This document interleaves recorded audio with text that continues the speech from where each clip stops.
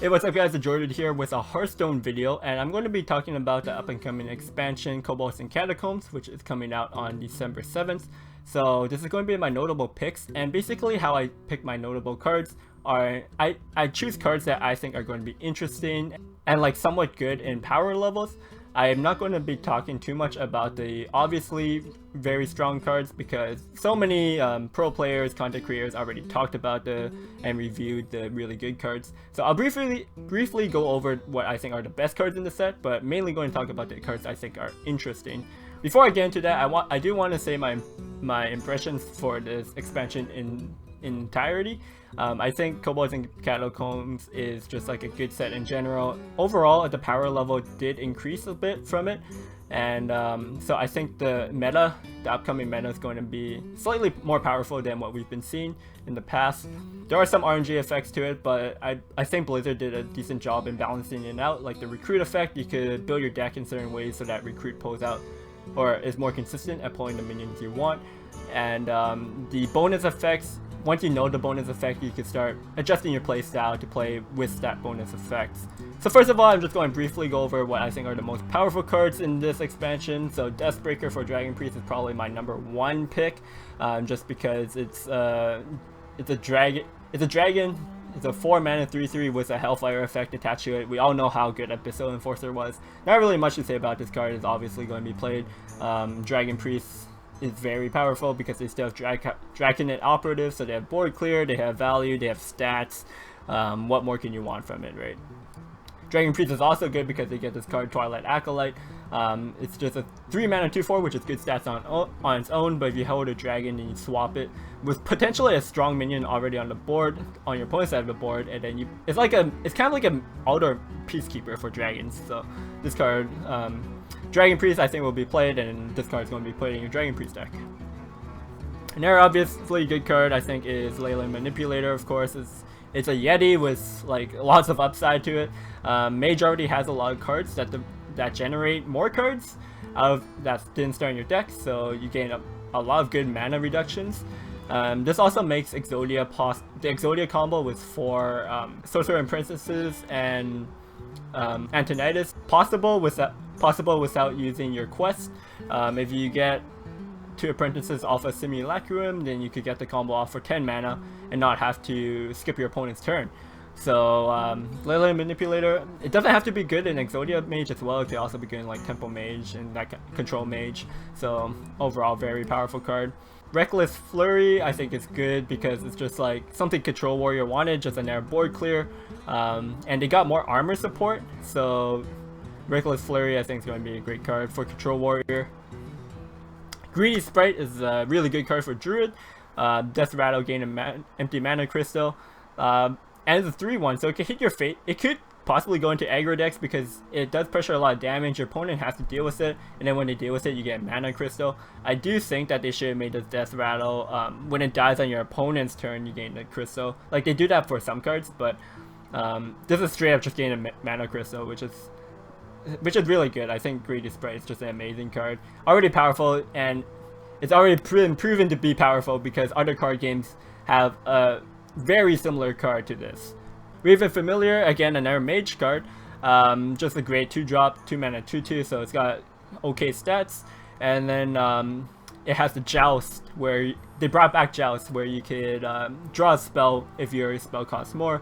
And mage generally has like mid-rangey cost spells, so I think most of the on average you should win the Joust off of it.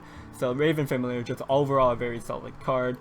And then of course finally we got Kobold Librarian for Warlock. It's basically your hero power on a 1-mana 2/1 body. So very simple card, kind of like the Raven, but very powerful, very effective. Now moving on to what I think are the more interesting cards of this set. So Rockdalar, this is the only weapon I'm talking about for this expansion. They're bringing legendary weapons, and it's for the Hunter, so I had to talk about Hunter card, of course. And if your deck has no minions, fill your hand with Hunter spells. So they're promoting a no minion Hunter deck. So you can't play Savannah Hymen, you can't play Houndmaster. So it's kind of weird, right? Because Hunter is obviously an aggressive class by the nature of its hero power, and then a lot of your synergies involve beasts. So they're bringing like a spell-based Hunter archetype in, and they did introduce some decent Hunter spells. So it's going to be interesting to see if Spell Hunter can take off. I don't think it would ever be like a tier 1 deck.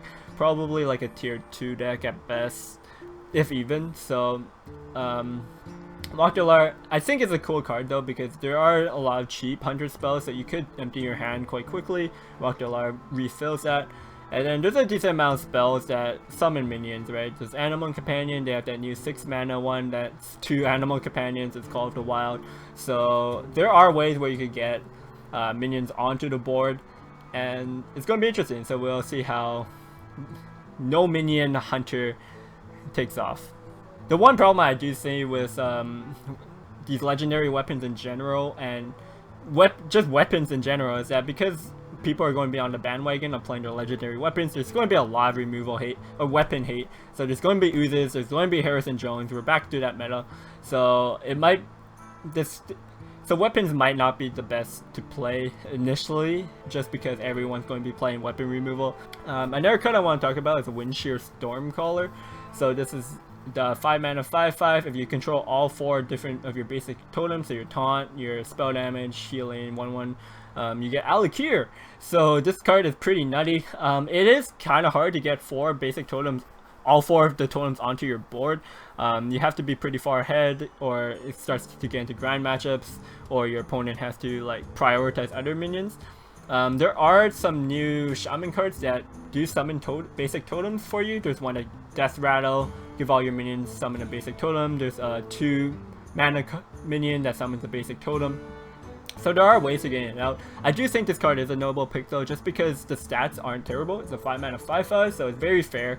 So even if you can't play the Alakir and just completely nut them, you're still getting a 5/5 for 5 mana. So that's at worst. But at best you could just totally steamroll them with the Alakir for 5 mana. So this is a very interesting card, and it's going to be interesting to see how Shaman goes, because they got these totem supports.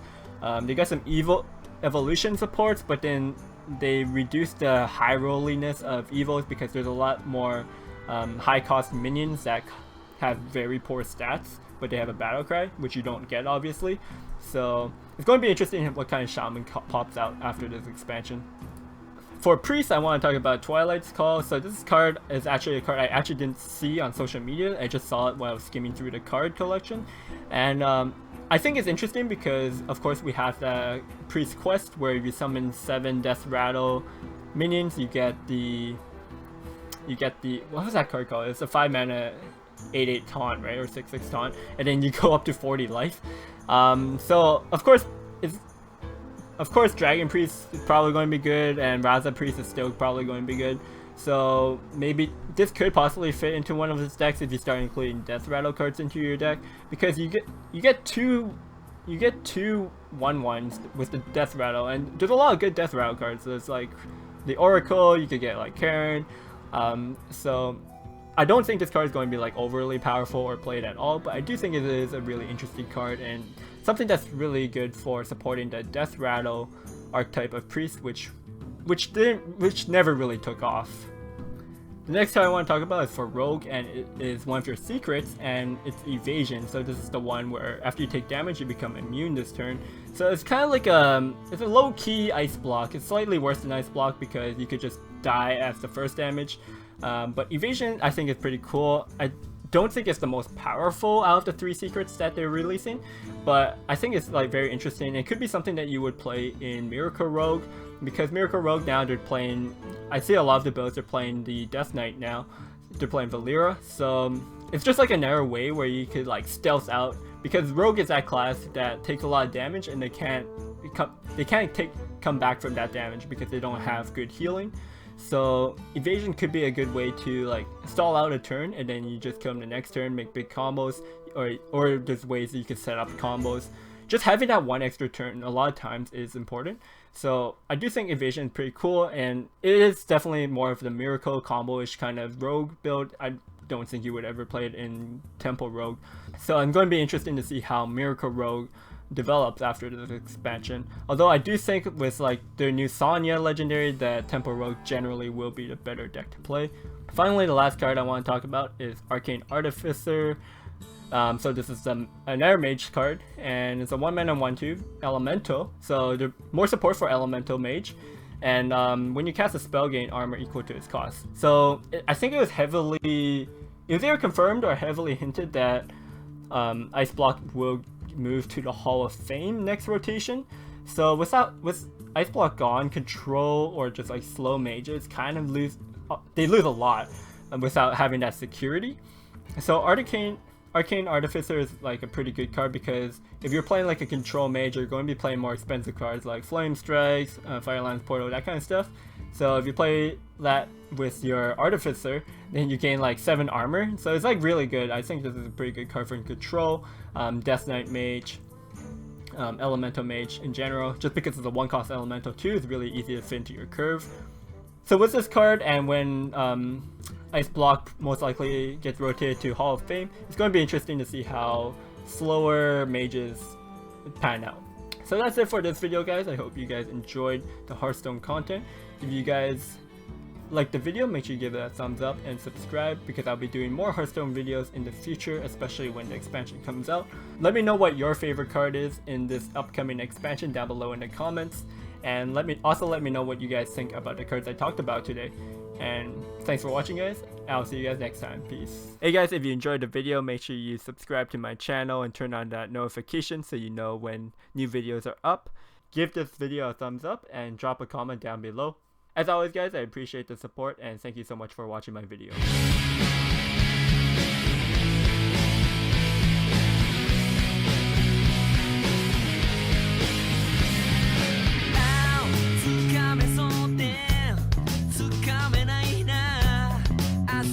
Ya